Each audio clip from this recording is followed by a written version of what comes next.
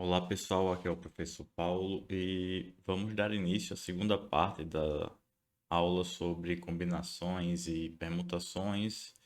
E em seguida entraremos no assunto de coeficientes binomiais. Então, relembrando o que a gente viu na primeira parte, o que é que a gente tinha? A gente tinha um conjunto X aqui, um conjunto com N elementos, tá? Já que todos os elementos aqui são diferentes uns dos outros. E a gente estava interessado em achar listas com K elementos diferentes. Em particular, dois tipos de lista: aquelas ordenadas e aquelas não ordenadas. As ordenadas podem ser representadas por esse tipo de coisa, por esse tipo de objeto matemático, as K-uplas ordenadas sem repetições. Já as não ordenadas seriam os subconjuntos com K elementos. E qual é a diferença entre uma e a outra, né?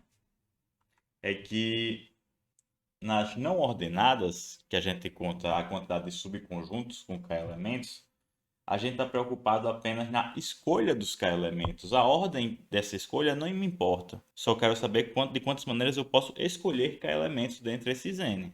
Já nas ordenadas, além da escolha, eu tenho uma preocupação com ordenação. E essa preocupação com ordenação é uma preocupação bem específica. Aqui eu levo em consideração todas as ordenações possíveis. Enquanto aqui nas não ordenadas eu só escolho que elementos, aqui eu escolho e faço todas as ordenações entre esses K elementos escolhidos. Então o que muda de um para o outro é justamente o que? A ordenação, né, desses K elementos, todas as ordenações desses K elementos. E a quantidade de ordenações desses K elementos é justamente K fatorial, certo? Que seria basicamente você tem uma palavra com K letras e você quer saber quantos anagramas isso tem, certo? Que é justamente o caso das ordenação, né? Um anagrama nada mais é do que reordenar as letras de outra forma. Então, com isso, como aqui nas não ordenadas isso é contado por uma combinação e nas ordenadas é contado por uma permutação, esse K fatorial faz passar de um para o outro. Como assim, professor? Se eu, por exemplo, tenho a quantidade de combinações, eu tenho a quantidade de maneiras que eu posso escolher. Se eu desejo saber a quantidade de maneiras de escolher os K elementos e todas as suas ordenações possíveis, basta eu multiplicar isso aqui pelo K fatorial, que é justamente a quantidade de ordenações. Então eu vou ter que a permutação nada mais vai ser do que K fatorial vezes a combinação aqui. Já ao contrário, já se eu tivesse aqui a escolha e ordenação dos K elementos e todas as ordenações possíveis, e eu quisesse encontrar apenas as escolhas, o que é que eu deveria fazer? Eu precisaria tirar nessas ordenações. Se eu tenho K fatorial ordenações para cada escolha, como é que eu faço para encontrar as combinações? Basta eu pegar as permutações e dividir por esse K fatorial, já que cada escolha foi acrescentada K fatorial vezes aqui, né? São todas as ordenações possíveis. Com isso a gente chega a essas duas formulazinhas aqui. E isso coincide justamente com aquela fórmula que a gente sabe sobre permutação e combinação. Isso aqui no caso, obviamente, do K sendo menor ou igual a N. E essa ideia de ordenar é bastante útil para outros casos. Vamos ver um caso que envolve a ideia de ordenação, mas que não precisa ser todas as ordenações possíveis, como esse caso aqui. Então, nesse exemplo aqui, a gente tem esse conjunto, o IN, que é formado pelos números naturais de 1 até o N. Eu peguei três elementos dele, I, J e K. Ou seja, I, J e K são números de 1 até N. Aí eu quero saber a quantidade de triplas IJK, mas não todas as triplas possíveis. Eu quero saber aquelas triplas apenas que acontecem isso aqui. I menor do que J, menor que K. Por exemplo, se eu esse N aqui fosse 10, eu saberia que JK são números entre 1 e 10, tá? E o I tem que ser menor que o J, que é menor que K. Por exemplo, seria algo desse tipo aqui: 1, 2 e 5. Seria uma tripla que satisfaz de fato isso aqui. Já desse outro lado aqui, eu gostaria de saber quais são as triplas que satisfazem o I ser menor que J e o I ser menor que K. Ou seja, por exemplo, eu poderia pegar aqui a 3, 5 e 4 que satisfaria isso, tá? Porque o 3 é menor que o 5 e o 3 é menor que 4. Já essa tripla aqui não satisfaz esse cara aqui, visto que o 5 não é menor do que o 4. Então, qual é a quantidade de triplas que eu tenho aqui nesse caso e qual é a quantidade de triplas que eu tenho aqui nesse outro caso? Como faríamos isso? A gente vai utilizar a ideia justamente que foi citado anteriormente, né? Primeiro eu preciso saber de quantas maneiras eu posso escolher, né? Três elementos aqui. Então, vou primeiro olhar qual é a escolha de três elementos do IN, certo? De quantas maneiras eu posso escolher três elementos aqui desse conjunto. Para escolher três elementos, só preocupado com a escolha, é a mesma coisa de eu escolher quantos subconjuntos com três elementos esse conjunto aqui tem. E a gente já viu que isso aqui é quem? Combinação. Preciso escolher entre quantos? Entre n, né? Que vai do 1 até o n. Então, n. E aqui, como são três elementos que eu preciso escolher, 3. Então, isso aqui me dá o quê? A quantidade de escolha de três elementos daqui. Sendo que isso, por enquanto, não responde nada. Só me diz o que é que, como a quantidade de escolhas que eu posso fazer. Agora, vamos olhar. Para cada um desses casos, existem quantas ordenações possíveis a cada escolha de três elementos. Por exemplo, nesse caso aqui, quando eu escolhi três elementos, por exemplo, escolhi esses três aqui, 1, 2 e 5. 1, 2 e 5. Quantas ordenações desses três elementos eu posso ter para que aconteça exatamente isso aqui? Uma ordenação possível. Uma ordenação. Por que só uma ordenação? Porque aqui eu quero que um seja menor que o outro, que é menor que o outro. Então, para qualquer três números que eu pegue, que são diferentes, obviamente, já que não podem ser iguais aqui, só tem um jeito de eu botar eles de maneira crescente, certo? Eu peguei 1, 2 e 5, só tem esse jeito aqui. Se eu fizer outra ordenação, já não acontece mais isso. Então, qual vai ser a resposta para essa pergunta aqui? Vai ser a quantidade de maneiras que eu tenho de escolher os três elementos, no caso, combinação de n, 3, vezes a quantidade de maneiras que eu posso ordenar satisfazendo isso. Como eu só posso ordenar isso de uma maneira para satisfazer essa condição. Então vai ser isso aqui vezes 1, que é justamente combinação de n 3 a 3. Já aqui, nessa outra ordenação aqui, existe quantas maneiras que eu posso ordenar os três elementos para satisfazer isso? Por exemplo, se eu escolhi três elementos quaisquer, escolhi esses três aqui, 3, 5 e 4. 3, 5 e 4. Existem quantas maneiras de eu ordenar esses três números para que satisfaçam essas duas coisas aqui? Vão existir duas, tá? Por quê? Porque aqui eu só estou preocupado em a primeira casa tá com cara menor. As outras duas tanto faz, desde que seja o menor esteja no primeiro. Então eu vou, pego o menor daqui desses três escolhidos, no caso foi o 3 aqui. Eu sei que nos dois aqui vão ter 3. E os outros dois tanto faz a ordem que eles estão. Então aqui pode ser ou 5 e 4, que é o caso que tem aqui, mas também poderia ser 4 e 5. Isso acontece para cada escolha de três elementos. Eu posso escolhi três elementos aqui, eu posso ordenar de duas maneiras. Boto o menor no começo e os outros dois podem estar em qualquer ordem, certo? Dessa maneira, qual vai ser a quantidade de triplas que eu vou ter aqui? Vai ser a quantidade de escolhas, combinação de n 3 a 3, vezes a quantidade de maneiras que eu posso ordenar. Nesse caso aqui, eu posso ordenar cada escolha de duas maneiras. Isso aqui, vezes 2. E assim eu consigo responder as duas questões. Essa quantidade aqui é para contar isso. Já essa daqui me conta com essa condição. Então, vamos começar respondendo a pergunta sobre quantidade de subconjuntos, certo?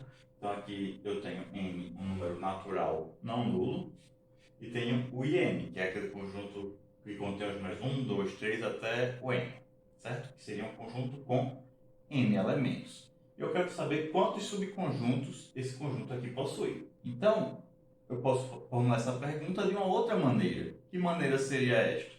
Seria perguntando qual seria a cardinalidade do conjunto das partes de n, já que o conjunto das partes é o conjunto formado por todos os subconjuntos de IN. Vamos começar para responder essa pergunta vendo quem seria os subconjuntos desse conjunto aqui, o I1. O I1, olhando para cá, seria, no caso do N sendo 1, então seria formado apenas pelo número 1 como elemento, certo? Quais seriam os subconjuntos do I1?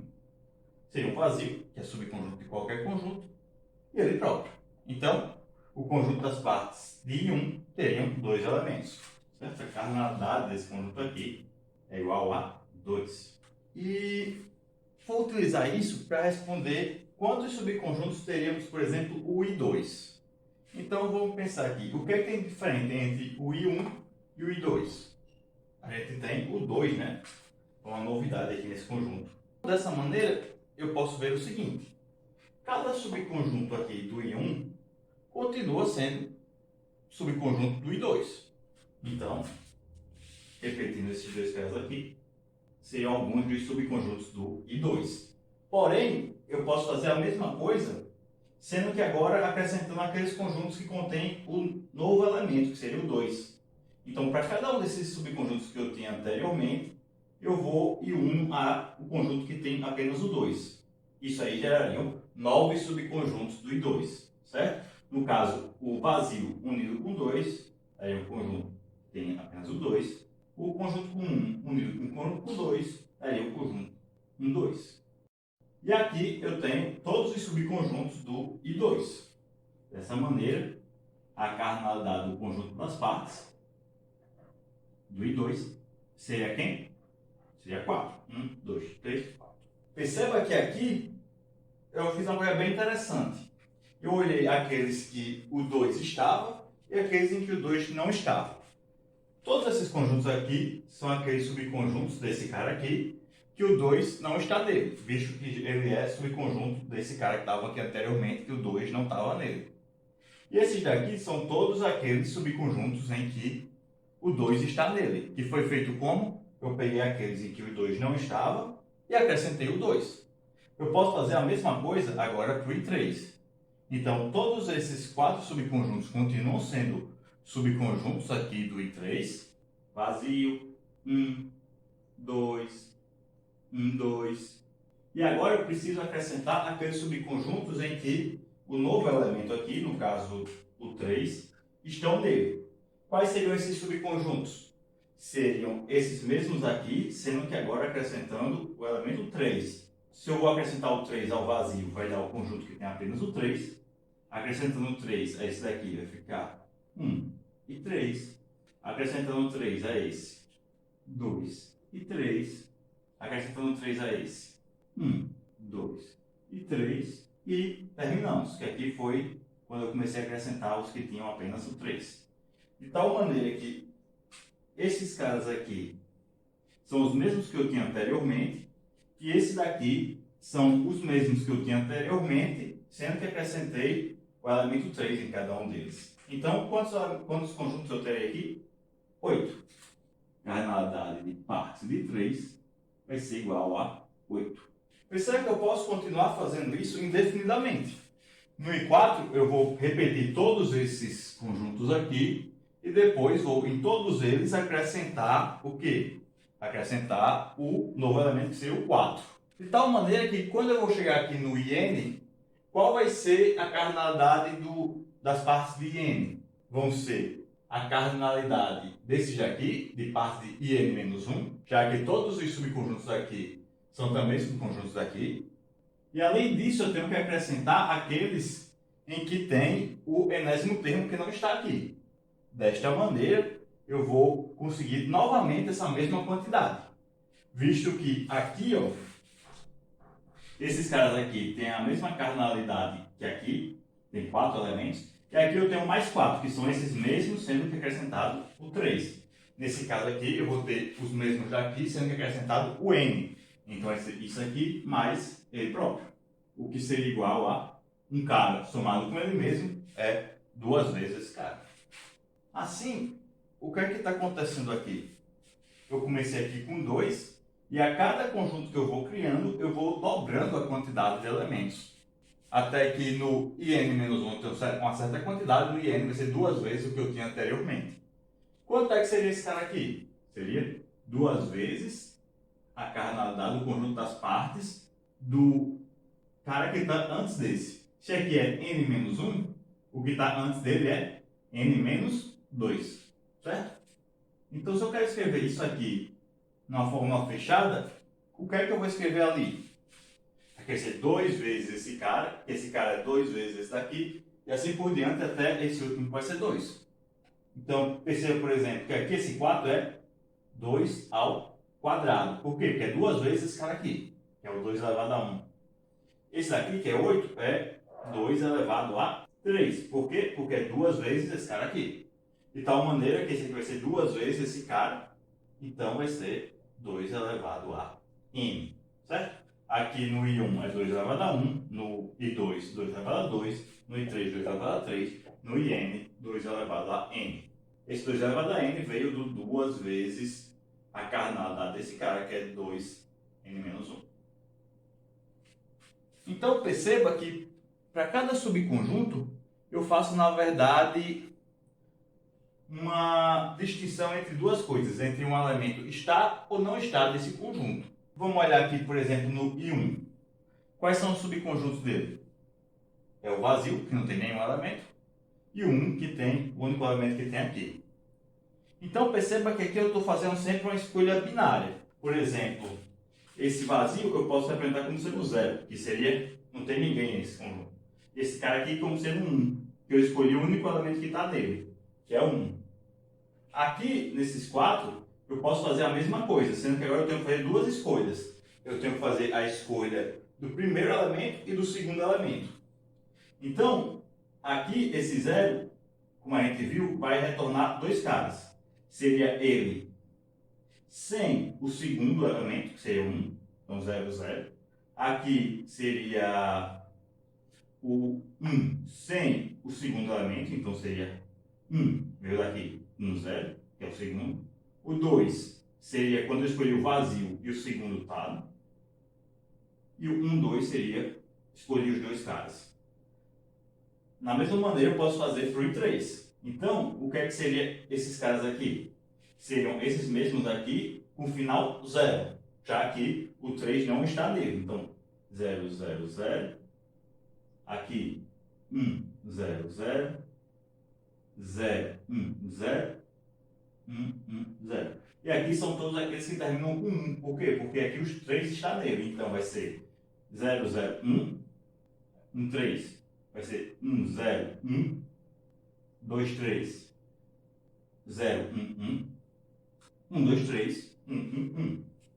E eu posso ir fazendo isso indefinidamente para cada um dos INs. De tal maneira que quando eu chegar aqui nesse cara aqui que tem N elementos, eu vou ter uma sequência binária de zeros e uns. De que comprimento? O comprimento da sequência vai ser justamente a quantidade de elementos que eu tenho aqui. Se eu tenho N elementos, vai ser uma sequência de N números, né? Entre zeros e uns. Ok? No caso, vão ter todas as sequências binárias entre zeros e uns.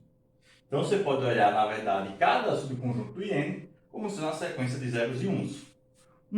Pode ser que signifique aqueles elementos que estão nele e o 0 aqueles que não estão nele.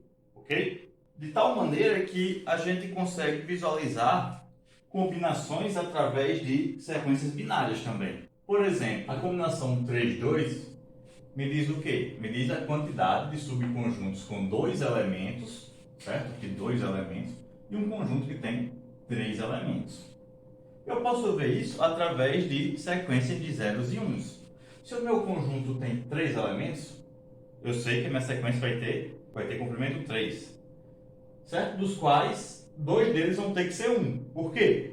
Porque eu boto 1 quando o elemento está. Se eu tenho 2 elementos no subconjunto, eu quero que tenha apenas 2 uns.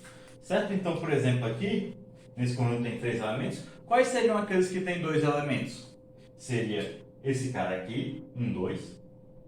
Seria esse cara aqui, 1, 3. Seria esse cara aqui, 1, 2, 3. E pronto. Por quê? Porque são todas as sequências binárias de comprimento 3 e tem apenas 2 uns. Ou seja, são sequências binárias de comprimento 3, significa que são subconjuntos de um conjunto com 3 elementos, dos quais tem 2 elementos. Por quê? Porque tem 2 uns. Certo? Dessa maneira, para calcular essa combinação aqui, eu posso ver só quantas sequências binárias de comprimento 3 tem dois uns.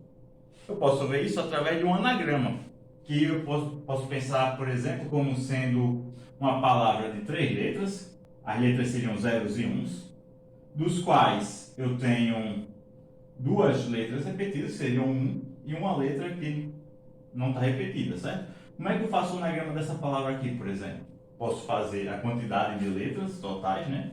Seria 3 fatorial, dividido por as que estão repetidas, fatorial. No caso, eu tenho dois uns repetidos, 2 fatorial. O zero não está repetido, então eu posso dar só um fatorial aqui.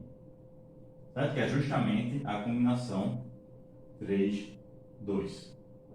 Se fosse, por exemplo, um conjunto com 5 elementos e eu quero calcular quantos subconjuntos com 3 elementos ele tem, que foi o que a gente viu na aula passada. Então, eu quero calcular a combinação aqui. Então, qual vai ser o comprimento da minha sequência? Vai ser 5, certo? O tamanho do conjunto. 1, 2, 3, 4, 5. Quantos uns eu precisarei ter? 3. Por quê? Porque são subconjuntos com 3 elementos. Então, vocês vão ter 3 uns em algum lugar aqui. Se só tem 3 uns, o resto vai ter que ser 0. Então, eu quero todas as permutações, todos os anagramas dessa palavra aqui, que vão ter 5 letras, das quais tem 3 uns repetidos e 2 zeros repetidos. Isso aqui é justamente o que a gente conhece como sendo combinação de 5, 3. Por quê? Isso aqui eu posso ver assim, ó, 5 fatorial, aqui esse 3 fatorial. Repetir, e esse 2 é justamente o 5 menos 3. Por que vai dar sempre 5 menos 3? Ou o cara que está aqui menos o que está aqui? Porque se esse daqui é o comprimento da minha sequência e esse daqui me diz a quantidade de uns, a quantidade de zero vai ser justamente a quantidade que falta. Certo? Então vai ser o comprimento menos a quantidade de uns. Comprimento menos a quantidade de uns. Ok? Então, eu posso ver combinações como sendo quantidade de sequências binárias e a quantidade de uns me diz justamente a quantidade de elementos do subconjunto e o comprimento da sequência me diz a quantidade de elementos do conjunto total. Ok? Além disso, eu posso utilizar essa ideia aqui de dividir em dois casos que eu usei daqui para cá. Aqui eu usei quais são aqueles subconjuntos em que o 3 não está. Botei aqui esses conjuntos aqui. E aqueles em que o 3 está, que são esses aqui. E posso utilizar aí, vamos falar um pouco sobre isso. A gente acabou de ver que os subconjuntos do I5, qual é a diferença entre o subconjunto do I5 para o do I4? No I5 a gente vai ter todos os subconjuntos que a gente tinha no I4. E além disso a gente vai ter aqueles elementos que a gente tinha no I4, aqueles subconjuntos que a gente tinha no I4, junto com o elemento 5. Então, a gente sabe calcular qual seria a combinação de 5, 3 a 3, que me dá a quantidade de subconjuntos com 3 elementos e um conjunto com 5.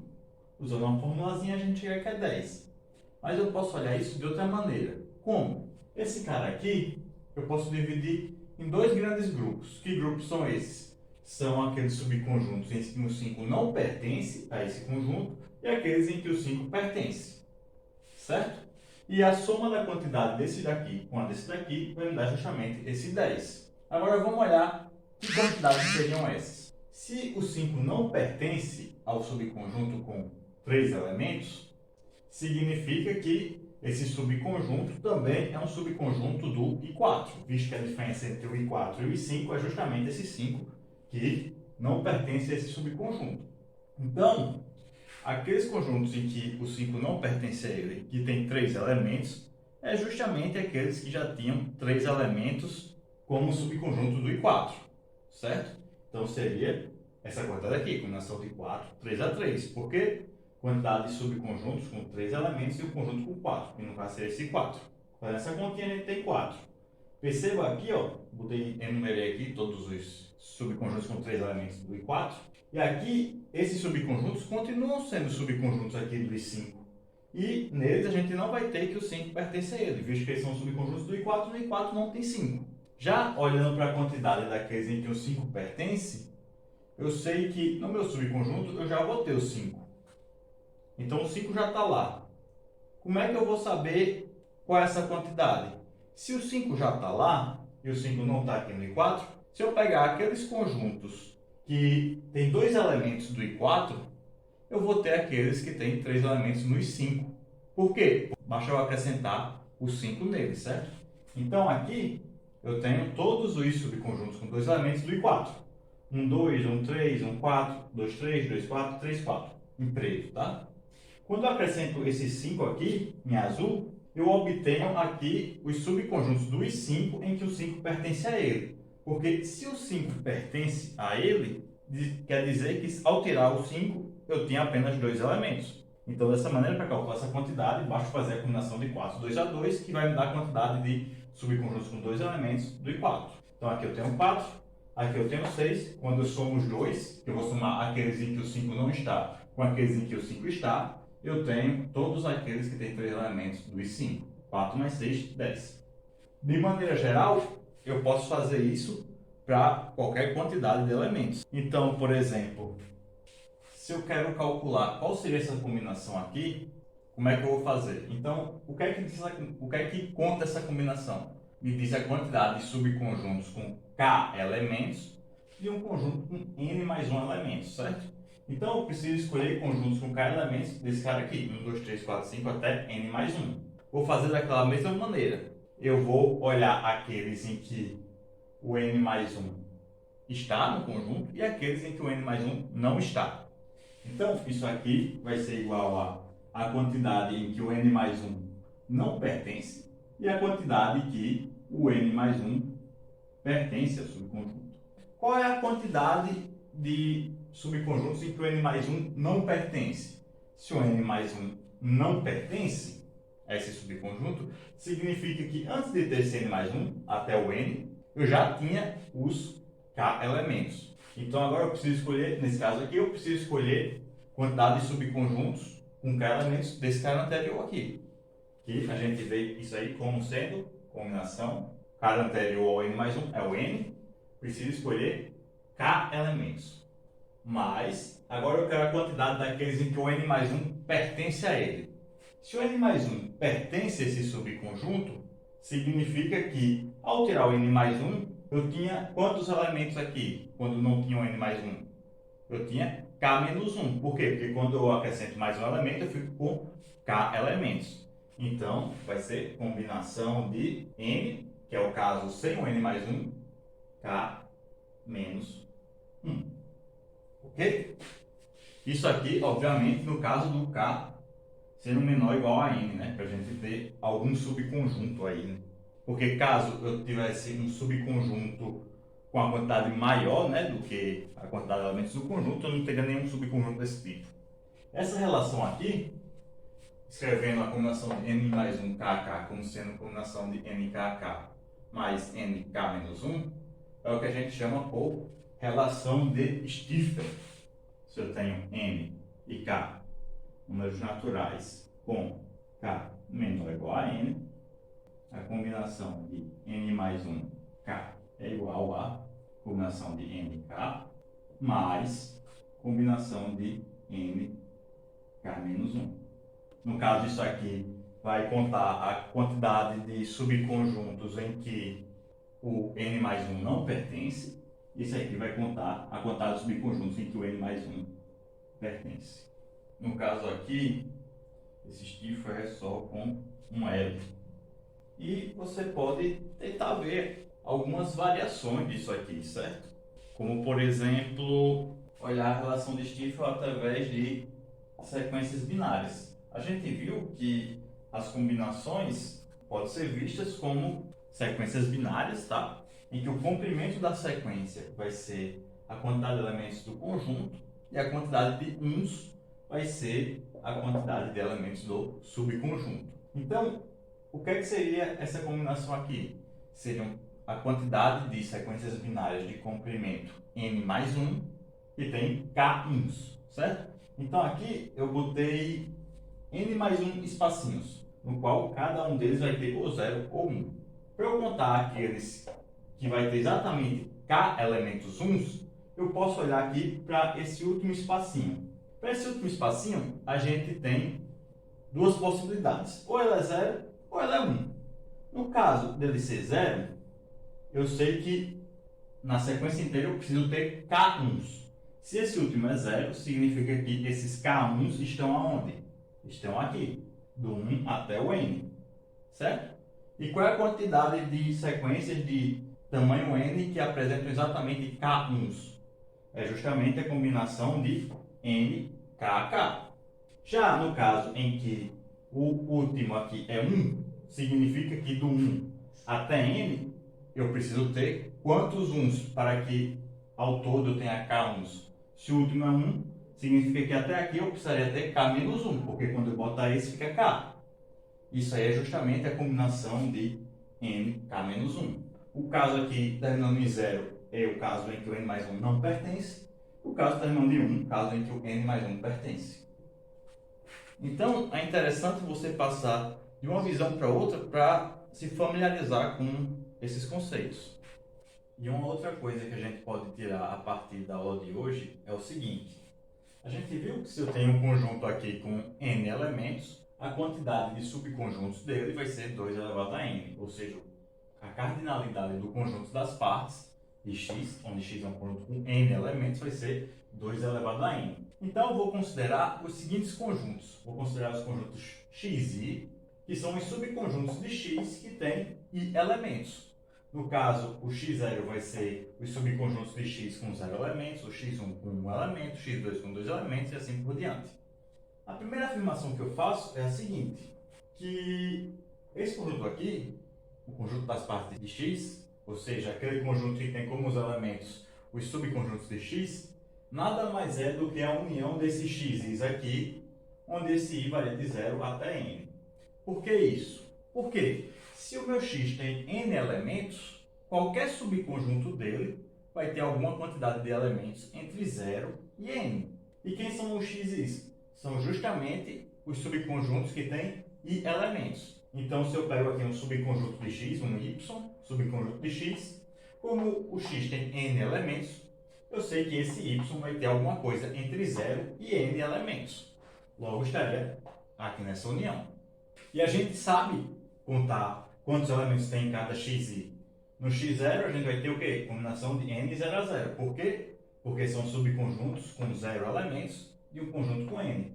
x1, combinação de n 1 a 1, subconjuntos de 1 elemento e um conjunto com n. E assim por diante até xn, que vai ter combinação de n, n a n.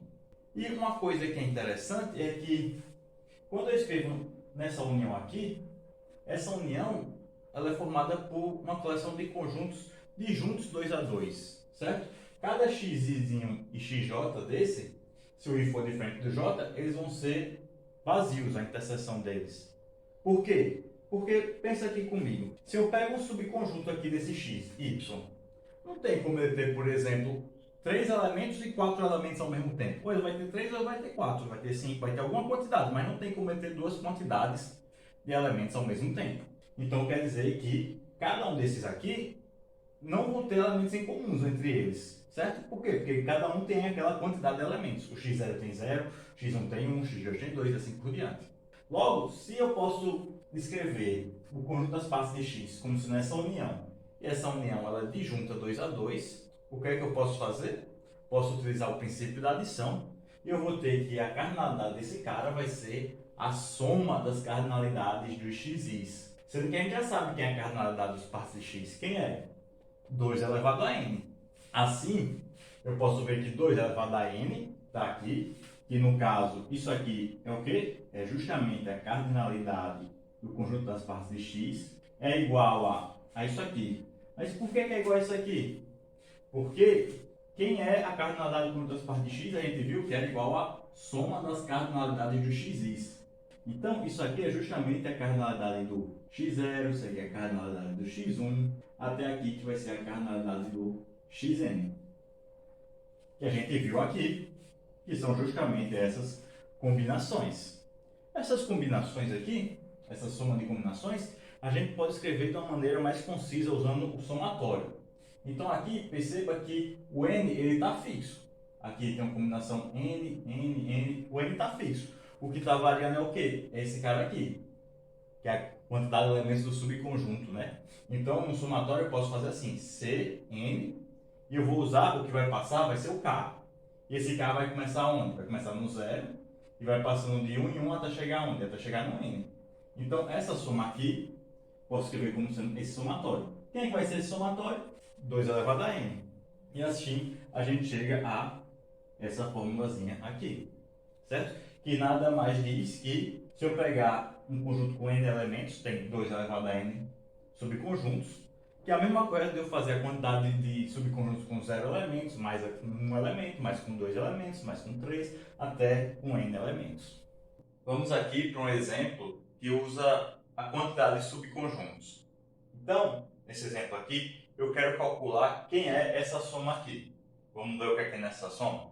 Tem uma vez combinação de 10 1 a 1, mais duas vezes combinação de 10 2 a 2, mais 3 vezes 10 3 a 3, até 10 vezes combinação de 10 10 a 10.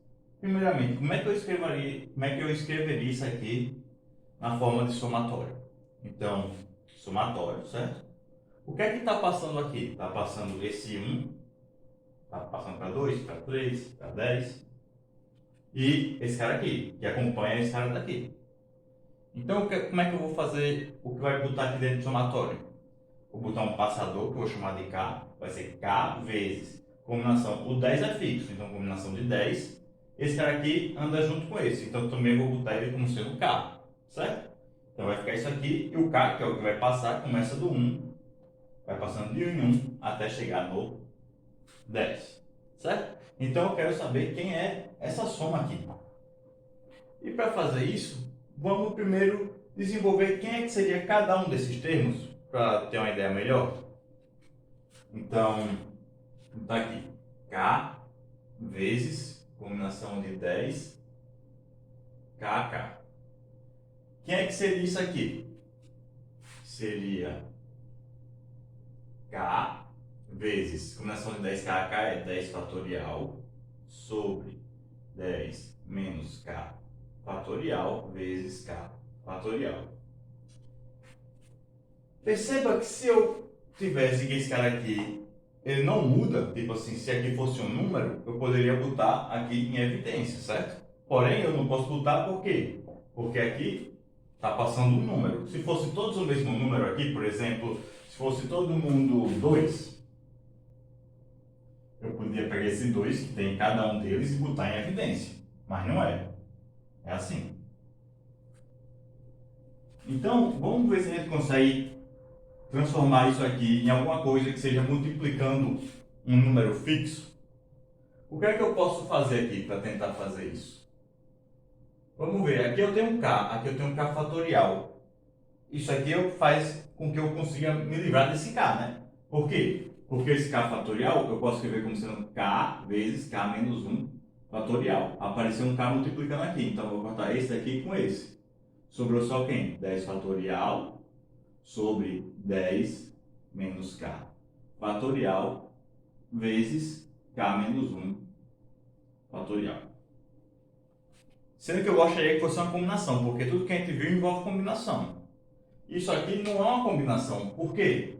Porque numa combinação, quando eu somo esse cara aqui que está dentro desse fatorial com esse daqui que está dentro desse fatorial aqui, tem que dar quem? Tem que dar esse cara que está aqui em cima. Quando eu somo 10 menos K com K menos 1, dá 9. Não dá 10. Opa, mas tem um jeito de transformar isso aqui num 9 fatorial. Como? Eu escrevo esse 10 fatorial como sendo quem? 10 vezes 9 fatorial. Então isso aqui fica como? Fica igual a 10 vezes 9 fatorial, 10 menos K fatorial, K menos 1 fatorial. Isso aqui, agora sim, é uma combinação, certo? Vai ser combinação de quem? Combinação de 9, que é o que está aqui em cima. E esse segundo cara que está aqui, você pode escolher botar tanto esse quanto esse. Nesse caso aqui, eu vou escolher botar o K menos 1. Certo? Se você desenvolver isso aqui, você vai ver que vai chegar exatamente ao que eu tenho aqui. Então, quer dizer que cada parcelinha dessa soma aqui, eu posso escrever desse jeito. Então vamos botar aqui. Vou tirar esse interrogação. Isso aqui vai ser igual a somatório de K indo de 1 até 10. Aqui, em vez disso, eu vou botar aquilo lá. 10 vezes combinação de 9, K menos 1. Opa, mas agora esse 10 é fixo, eu posso botar em evidência. Então, eu vou e tiro aquele 10 daqui e boto aqui na frente, certo? Então, eu vou passar o somatório para lá. Aí vai de 1 até 10. E assim, fica mais interessante de eu ver. Agora, vamos olhar quem é isso aqui? Quem é essa parte soma aqui? Nessa soma, eu começo do combinação 9. Quando K é 1, aqui vai ficar 0. 9, 0. Mais combinação de 9. Quando K é 2, aqui vai ficar 1. E assim por diante até quando o K for 10. Quando o K for 10, vai ficar 9. 10 menos 1, 9. Mas espera aí, o que é que eu estou somando aqui? A quantidade de subconjuntos com 0 elementos, em um conjunto com 9, com 1 elemento, com 2 elementos, com até com 9 elementos. Ou seja, essa soma aqui é justamente a quantidade de subconjuntos de um conjunto com 9 elementos. E quanto é que dá essa quantidade? Dá 2 elevado à quantidade de elementos, que é 9. Dessa maneira, eu sei que isso aqui é 2 elevado a 9. Então, o resultado vai ser 10 vezes 2 elevado a 9. E pronto. Perceba que isso aqui independe de ser 9 ou 10 ou qualquer número. Se eu botar um n, vamos ver como é que fica. No caso geral, esse somatório aqui, né? Em vez de indo até 10 e indo até n, eu veria que esse k vezes combinação de n k a k, aqui é igual a isso aqui, tá? Fazendo exatamente a mesma coisa que eu fiz no caso até 10, que é igual a isso aqui. Então eu venho aqui em cima e substituo pelo que eu tenho ali embaixo, ficando com isso aqui. Isso aqui é justamente n vezes 2 elevado a n menos 1, que no caso até 10 dá 10 vezes 2 elevado a 9. Vamos pensar um pouco nesse exemplo aqui, nesse problema sobre combinações e relação de Stiefel. Então, eu tenho um quadriculado aqui, certo? Você pode pensar isso aqui como sendo ruas ou rios ou qualquer coisa, caminhos. E eu só posso dar dois passos possíveis. Ou eu posso andar para cá ou para cá. Sempre, um exemplo, se eu estou aqui, eu tenho dois caminhos possíveis. Por quê? Eu posso andar ou para cá ou para cá. Se eu estou aqui, eu posso andar ou para cá ou para cá. E assim por diante. E se eu estou aqui, certo? Eu quero saber quantos caminhos possíveis eu tenho para chegar em cada um desses pontos. Então, vamos dar uma olhada em quantos caminhos seriam. Se eu estou nesse ponto aqui, quantos caminhos eu tenho para chegar até esse ponto aqui? Tenho apenas um caminho possível, certo? Por quê? Porque para chegar daqui até aqui, o único jeito que eu tenho é andando um para cima. Da mesma maneira, aqui para baixo. Só tem uma maneira de chegar aqui, que é andando um para baixo. Já, se eu pensar nesse ponto aqui, eu tenho quantas maneiras? Tenho duas maneiras. Por quê? Porque para chegar nesse ponto aqui, eu posso fazer ou baixo, cima ou cima, baixo. São dois caminhos distintos. Para esse ponto, um caminho, para esse ponto, um caminho. Porque aqui tem que ser cima, cima e aqui baixo, baixo. Mas eu posso pensar nisso recursivamente. Como assim? Por exemplo, para esse ponto aqui, existem quantos caminhos? Existem 3. Por que vão existir 3? Eu não preciso fazer todos os caminhos possíveis. Eu posso pensar o seguinte: se eu cheguei a esse ponto, significa que eu vim ou desse ponto aqui de cima ou desse ponto aqui de baixo. Então eu separo as maneiras de chegar nesse ponto como sendo as maneiras de chegar aqui mais as maneiras de chegar aqui. Existem quantas maneiras de chegar aqui? 1. Existem quantas maneiras de chegar aqui? 2. 1 mais 2, 3. Da mesma maneira que aqui vai ser 3, aqui vai ser 1, aqui vai ser 1. E assim por diante. Então, beleza. Então, o que é que isso tem a ver com a relação de Stiefel e com combinações? Não sei se vocês percebem, mas esses passos aqui, que eu só posso dar de duas maneiras, funcionam exatamente como sendo aqueles uns e zeros das sequências binárias. Cada caminho, esse aqui corresponde a uma sequência de uns e zeros. Por exemplo, aqui, esses dois que tem uma maneira só, pode ser que ele tenha tomado o caminho 1 ou o caminho 0. Já aqui, pode ser que tenha tomado o caminho 1 ou 0, 1 ou 0. Ou seja, para chegar aqui, ó, eu preciso ter tido um 1. para chegar aqui, no 2 pode ter sido 1, 0 e pode ter sido 0, 1. E para eu chegar aqui embaixo, deve ter sido 0, 0. Então, o que é que está acontecendo aqui? Esse cara aqui é como se fosse aqueles subconjuntos que têm um elemento. Esses daqui são aqueles que têm ou 2 elementos ou 0 elementos. E assim por diante. Ok? Então, aqui esse 3 veio de onde? Veio da escolha de ser 0, 1, 0 ou 0, 0, 1. E assim por diante. Aqui, no caso, vão ser subconjuntos de um conjunto com 3 elementos. Esse aqui seriam os que têm 0 elementos, subconjuntos com 0, subconjuntos com 1, subconjuntos com 2, subconjuntos com 3 elementos de um conjunto com 3 elementos. Que é justamente o que a combinação faz. E a relação de Stiefel vem de onde? Vem justamente que isso aqui, que seria a combinação de 3, 1 a 1, é justamente a soma desses dois caras aqui, por exemplo. Esse aqui vai ser um conjunto de 2, aqui são aqueles que têm 0 elementos, então combinação de 2, 0, e aqui combinação de 2, 1, que dá a combinação de 3, 1, pela relação de Stiefel. Então, esses tipos de caminho, ou uma sequência de decisões de sim ou não, coisas desse tipo, sempre vão envolver combinações. Você já pode procurar aí. Quando você encontra uma recorrência que pode ser de um tipo ou de outro, talvez dê para usar combinações, relação de Stiefel. Então, fiquem atentos a isso. Então, aqui, para ficar mais claro como é visto isso aqui, cada linha vertical corresponde exatamente à quantidade de subconjuntos de um determinado conjunto. Por exemplo, aqui, se essa primeira barra aqui, seriam os subconjuntos de um conjunto com 0 elementos. Só tem um, é o vazio. Já se o conjunto tem um elemento, ele pode ter ou 0 elementos ou um elemento. E a quantidade de caminho de chegar até aqui é justamente essa quantidade de subconjuntos. Por exemplo, aqui, nessa linha 6 aqui, cada pontinho desse aqui, a quantidade de maneira de chegar desse ponto até esse pontinho vai ser o quê? Vai ser a quantidade de subconjuntos de 0 elementos de um conjunto com 6, de um elemento de um conjunto com 6 e assim por diante. Ou seja, a quantidade de maneira de chegar aqui é combinação de 6, 0 a 0. Chegar aqui, 6, 1 a 1. Chegar aqui, 6, 2 a 2, 6, 3 a 3, 6, 4 a 4, 6, 5 a 5, 6, 6 a 6. Certo? E você pode ver isso também de uma outra maneira, que seria basicamente você pensar: como eu só posso ir ou para cima ou para baixo, vamos calcular a maneira de chegar aqui, por exemplo. Então, eu tenho que andar quantos para baixo e quantos para cima? Eu sei que eu vou ter que dar quantos passos, primeiramente. Se eu estou aqui, eu vou ter que dar 1, 2, 3, 4, 5, 6. Então, eu vou ter que dar 6 passos. Tenho 6 passos.